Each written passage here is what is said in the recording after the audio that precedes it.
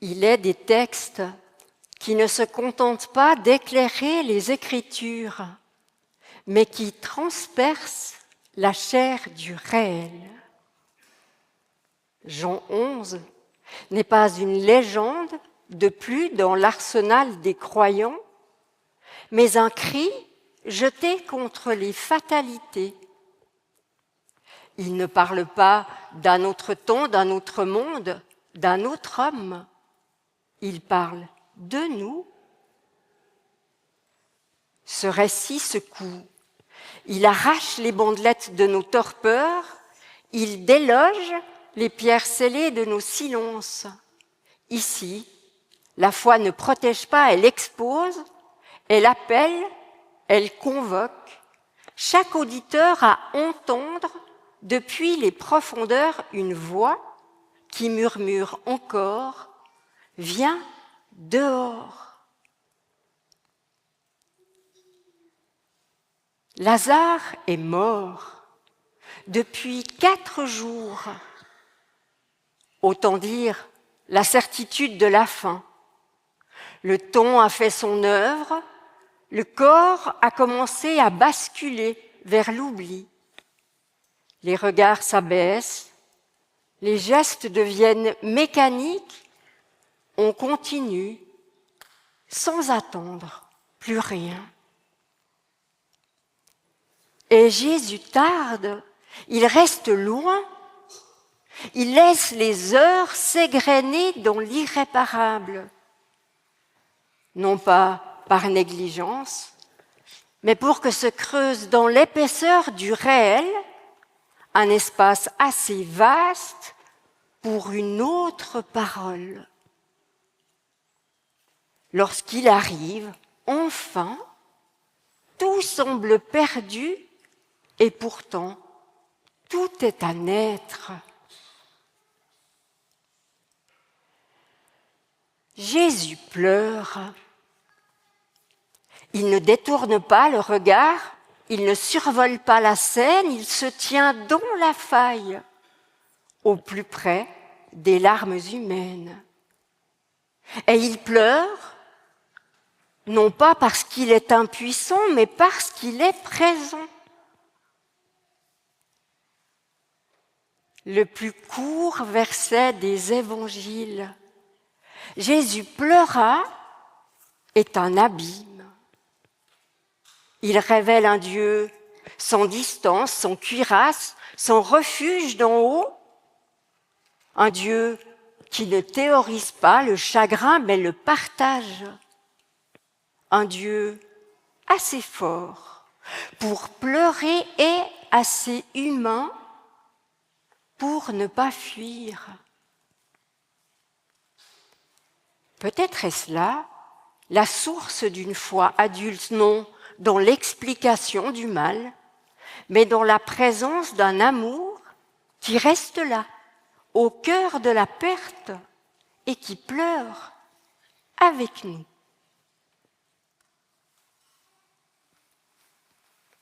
Puis vient la pierre, celle qu'on a roulée pour fermer, pour se protéger, pour ne plus voir. Elle garde ce que l'on ne veut plus toucher, ce que l'on a cru mort, oublié, résolu. Et Jésus dit, enlevez la pierre. Il ne l'écarte pas par miracle, il ne force pas l'entrée, il confie ce geste aux vivants, à nous. Car il n'y a pas de relèvement possible sans ce courage premier, oser défaire ce que l'on avait scellé. Alors, l'odeur remonte, l'inconfort aussi, et avec lui, ce que nous pensions enterré revient au jour.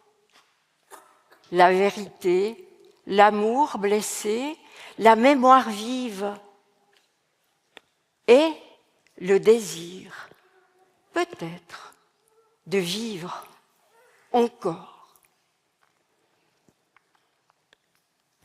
Et c'est là, à ce seuil, que Jésus appelle. Le texte grec est simple, tranchant, sans emphase. Lazare doiro exo. Lazare, viens dehors.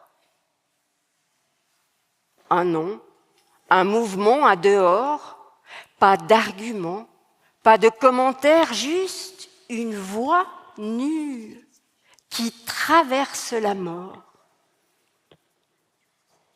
Elle vient du dehors précisément, pas d'une force intérieure, elle vient nommer, appeler, éveiller.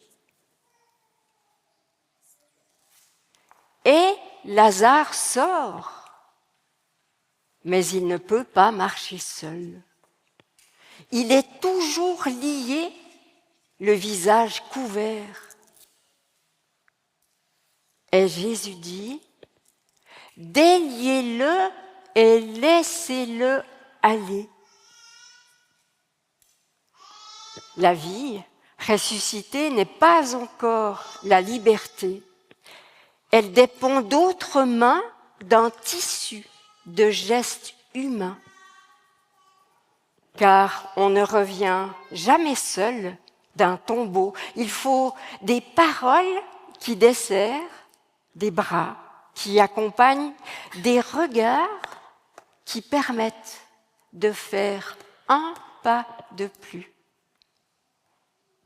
C'est peut-être cela l'Église, lorsqu'elle est fidèle à ce récit, non pas un musée de croyances anciennes, mais une communauté de vivants qui s'apprennent les uns les autres à sortir pas à pas vers la lumière.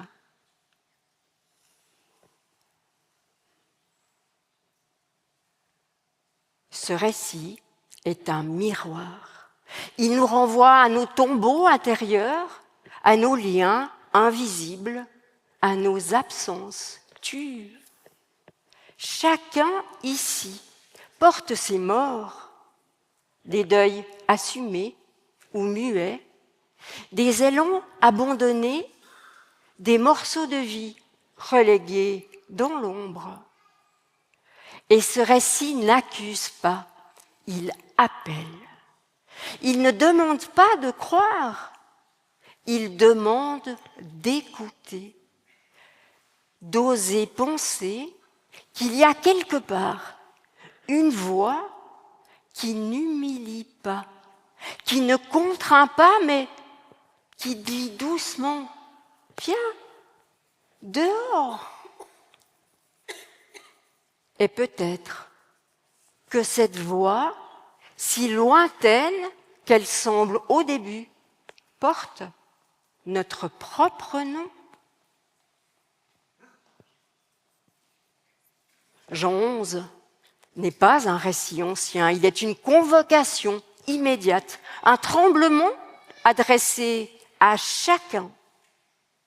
Lire et entendre ce texte, c'est accepter de poser la main sur ce qui, en nous, est encore fermé. C'est reconnaître qu'on ne peut pas vivre sans les autres, qu'aucune lumière ne suffit si elle n'est pas accueillie et qu'une parole, pour ressusciter, doit être dite dans l'obscur et entendue dans un corps vivant. Alors oui, ce matin, cette voix qui appelle, chers amis, passera par d'autres accents, d'autres timbres, d'autres chemins. Et parmi les voix du jour, il y aura celle de Monsieur Thomas Wiesel. Pas pour expliquer, pas pour adoucir, mais pour faire vibrer différemment ce que ce texte pourrait encore réveiller en nous avec ses mots, son regard, sa liberté, peut-être un rire, peut-être un vertige, peut-être une brèche, parce que la vie passe aussi par là, par une parole inattendue, un souffle qui déplace, une voix qui appelle et nous interpelle. Amen.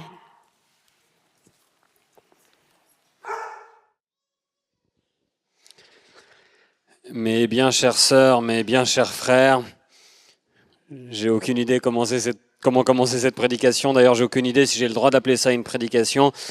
Partons du principe qu'aujourd'hui, j'ai aucune idée. Déjà de ce que je fais là, ensuite de ce que vous faites là. Ça ne m'étonnerait pas qu'une partie d'entre vous soit là parce que vous avez entendu parler de cet événement et vous vous êtes dit « Ouh là là, il va bien galérer, j'ai envie de voir ça ». Et je vous comprends, j'aurais sans doute fait pareil à votre place. J'aimerais m'excuser envers les habitués du culte de gland. Vous devez vous dire que vous êtes plus tranquilles les autres dimanches à pouvoir choisir votre place, étaler vos affaires, sans tous ces intrus et ces chiens.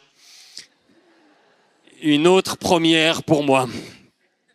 Il y a quelqu'un qui m'a montré son bébé en disant c'est son premier culte. J'ai dit vous inquiétez pas, moi aussi. D'ailleurs, quand Chantal, votre pasteur, et Christelle, votre diacre, m'ont expliqué qu'elles avaient entre 15 et 30 fidèles au culte, ça m'a enlevé un peu de pression. Je me suis dit que si je me plantais, personne n'en entendrait parler, à part peut-être à l'heure du goûter au Tea Room Gemli devant le temple. Mais ça, c'était avant que Christelle et Chantal réussissent à faire parler tous les médias de Suisse romande d'un culte du dimanche à Gland. Et je vous cache pas que c'était pas vraiment ça, le plan. Non, parce que moi, quand j'ai un spectacle avec un texte dans lequel j'ai confiance dans un vrai théâtre, c'est dur d'avoir des articles, mais là, pour un service religieux, entrée libre, alors que j'ai aucune idée de ce que je vais pouvoir dire, avalanche de couverture médiatique, débat dans forum, double page dans la côte, émission spéciale dont Nyon Région TV, Dépêche ATS, j'avais l'impression d'avoir un MeToo contre moi. Dans 3 mois, je lance ma nouvelle tournée, je crois que je vais réserver que des temples et des églises, histoire que les médias s'intéressent un petit peu. Il y a même eu un article dans Réformé. Bon, ça, c'est déjà plus normal parce que c'est votre journal, mais moi, je ne connaissais pas. Je croyais que c'était le magazine des gens comme moi qui n'ont pas fait l'armée. J'étais surpris. En tout cas, merci d'être là et désolé d'avance. Autant les gens massés devant le tombeau de Lazare qui le voient ressortir sur ses 2 pieds, ils n'ont pas regretté le déplacement. Autant vous, peut-être que vous allez vous dire on aurait eu meilleur temps de faire une grasse mat. Un truc qui me rassure, c'est que dans le descriptif de l'événement, c'était écrit « Même au bord du tombeau, un sourire pourrait traverser le silence ». Donc on m'a mis l'objectif au sourire. D'habitude, dans ce métier, on doit faire un peu plus que ça quand même. On n'a jamais entendu, c'était bien ce spectacle d'humour. Ah oui, on a beaucoup souri. Pas sûr qu'il y ait besoin de réserver l'Olympia. J'essaie de comprendre pourquoi elles m'ont choisi, et c'est précisé dans la description aussi. Pourquoi Thomas Wiesel ? Parce qu'il est de ces artistes capables de s'aventurer dans des zones où le rire ne nie rien, mais révèle. Parce que sa parole libre et fine sait poser un regard décalé sans se moquer, questionner sans juger et toucher sans appuyer. Et rien que pour cette description, je suis content d'avoir accepté le mandat.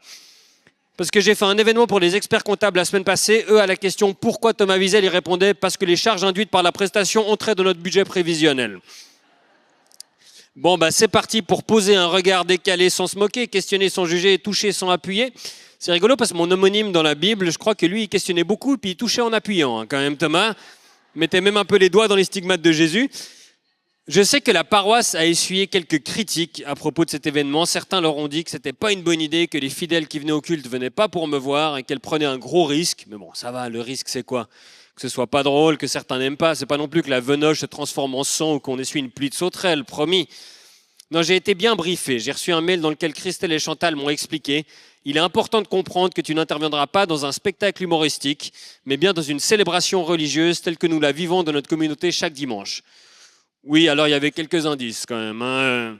L'orgue, la lecture de texte, les numéros de loto là sur les murs. On m'a expliqué que c'est les cantiques. Puis bon, une pasteur en première partie. J'ai déjà eu des premières parties un peu originales, mais là c'est quand même le cran au-dessus.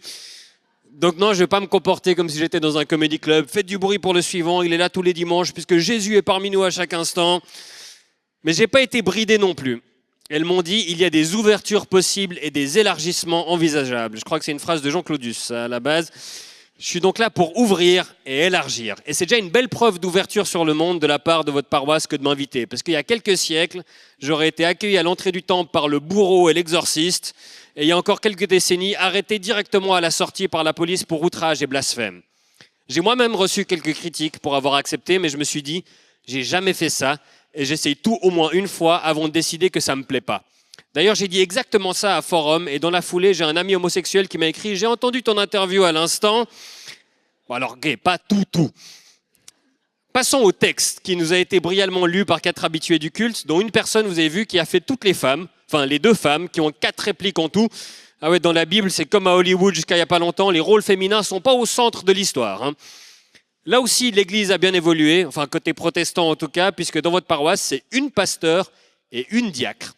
J'ai d'ailleurs appris cette semaine la différence entre diacre et pasteur. Le titre de pasteur s'obtient après un master de théologie, tandis que diacre, c'est une formation plus courte. Et je me dis, master de théologie, ça doit être fou quand même. La plupart des gens à l'Uni, ils lisent plein de bouquins en théologie, tu lis surtout plein de fois le même, quoi. La diacre, elle connaît bien la Bible, mais la pasteur, elle connaît la Bible par cœur, dans plusieurs langues, dans des traductions différentes, à l'endroit, à l'envers, un mot sur 2. Ce qui lui permet de dire des trucs comme le plus court verset de l'Évangile, Jésus pleura, ou le texte grec est simple, tranchant, Lazare dehors. Non mais ça se sent toutes ces années d'études. C'est pas pour rien quand Chantal réagit à la résurrection de Lazare, déjà c'est par cœur, c'est beau, c'est poétique, c'est profond. Quand moi je lis la résurrection de Lazare, ma première réaction c'est non mais attends, quand il a appris que Lazare était malade, Jésus a attendu 2 jours avant de se bouger.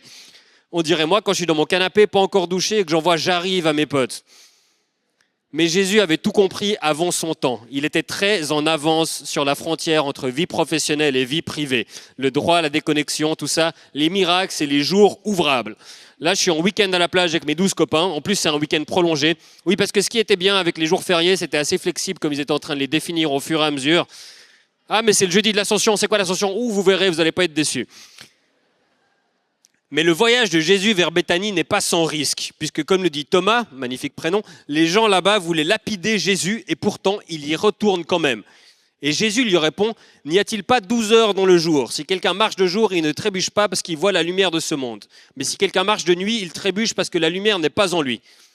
Et là je me dis, si seulement j'avais un master de théologie, je pourrais analyser, parce que là j'ai juste l'impression que Jésus milite pour l'invention de la lampe frontale. Non mais il n'est pas facile à suivre le Messie, hein. Mec, vas-y pas, tu vas te faire jeter des cailloux. La nuit, il n'y a pas de lumière, mais le jour, il y en a. Bon, hein. Finalement, Jean-Claude Van Damme, il n'est pas si perché que ça, hein. Et là, on se dit, avec ce raisonnement, il a dû perdre ses copains, mais pas du tout. Que dit Thomas? Allons-y, nous aussi, pour que nous mourions avec lui. Oh là là, on est très proche de l'organisation du temple solaire, quand même, là, hein. Mon homonyme Thomas, c'est pas le meilleur pour trouver les activités de groupe. Ça vous dit un karting? Non, plutôt d'essai collectif avec Lazare. Mais d'abord, randonnée pendant 2 jours. Et ils y vont tous, hein.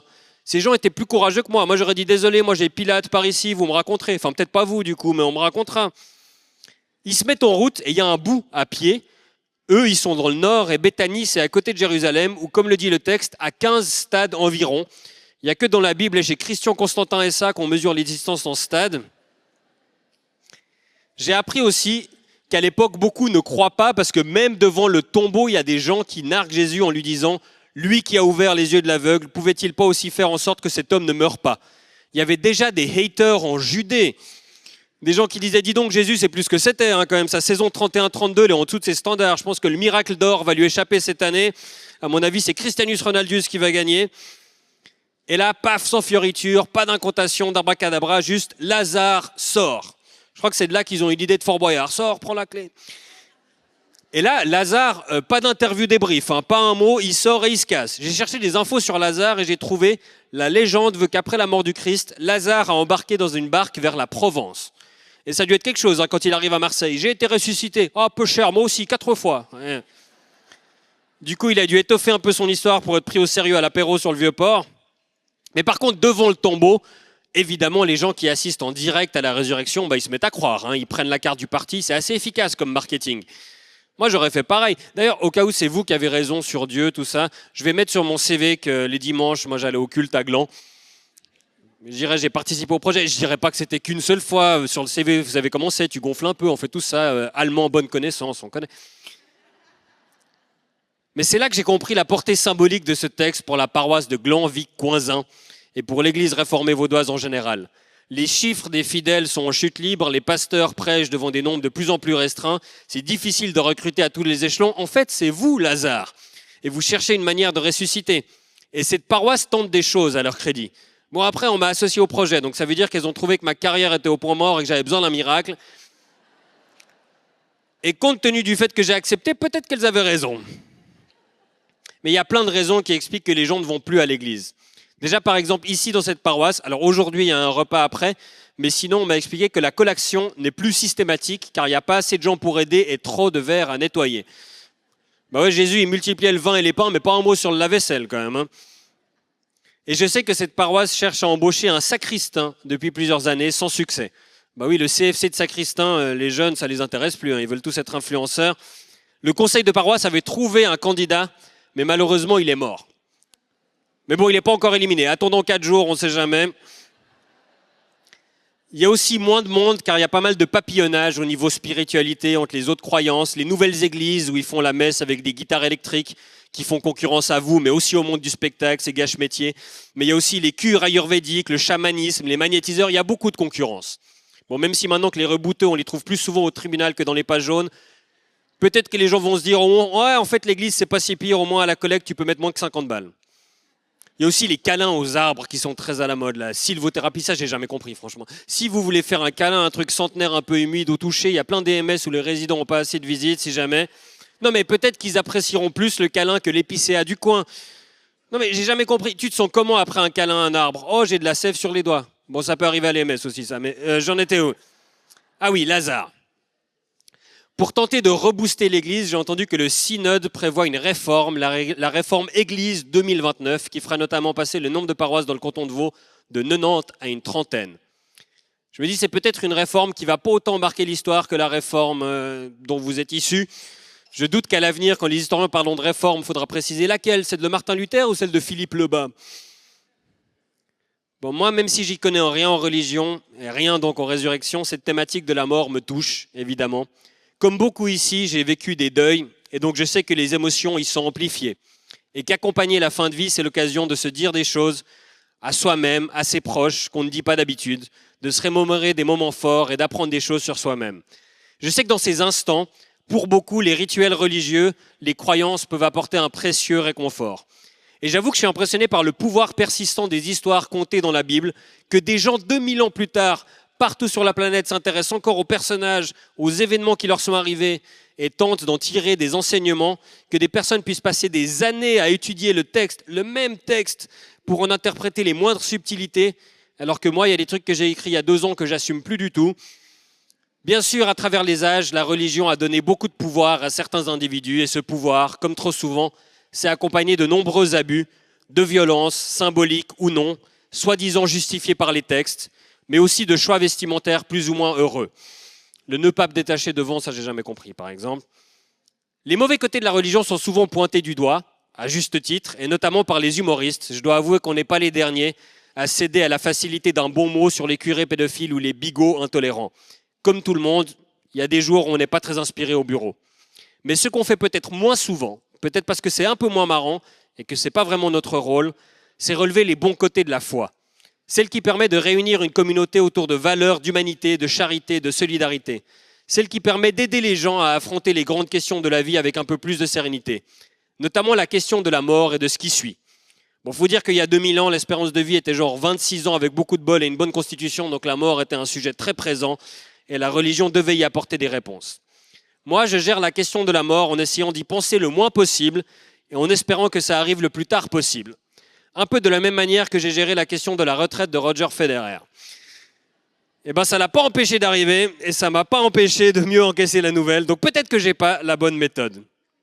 J'ai beaucoup d'amis dont certains sont présents ici pour qui la foi leur permet d'être de meilleurs humains et de faire le bien autour d'eux et qui montrent qu'avoir la foi peut être une belle chose et ce, peu importe en quoi. Dieu, Allah, Bouddha, Jéhovah ou l'FC Genelier Benien, tant qu'on en tire les bons enseignements et qu'on ne l'utilise pas comme excuse pour nos intolérances. Ce que je retiens de l'histoire de Lazare, c'est quelqu'un, Jésus, le J c'est le S, doté de dons exceptionnels, mais qui ne les utilise pas pour son profit personnel, mais pour faire le bien autour de lui, qui lâche tout pour aller aider quelqu'un qui en a besoin, enfin qui attend 2 jours pour tout lâcher, mais qui lâche tout quand même, entouré d'amis fidèles qui l'accompagnent, malgré les dangers de se recevoir des cailloux sur la tronche et sans poser de questions. Enfin, en posant des questions auxquelles ils savent très bien qu'ils n'auront pas vraiment de réponse claire. Et d'une communauté tout entière dont le chagrin sera diminué, tout comme la peur de la mort. Ce qui ne les empêchera pas de la subir au final, sinon ils seraient toujours parmi nous. Et malgré l'étincelante longévité de certaines personnes dans l'assistance, je doute que quelqu'un approche les 2000 ans. Mais ça leur aura permis de vivre avec plus de sérénité et de vitalité en attendant que la faucheuse arrive. Et je crois que ce matin, on est tranquille, elle ne pourra jamais accéder au temple avec tous les travaux à Gland. Si moi-même, je ne comprends pas encore tout à fait ce que je fous là, je comprends que ce genre de moments partagés peuvent apporter aux gens qui ont la foi. Et à l'heure où on s'isole de plus en plus et les clivages ne font que de se creuser, il y a de pires manières de passer son dimanche matin. Je suis content d'avoir accepté ce mandat peu banal, j'aurais appris des trucs, ça me permettra de mourir moins con, même si je crains que personne ne vienne me ressusciter après 4 jours. Merci de m'avoir écouté.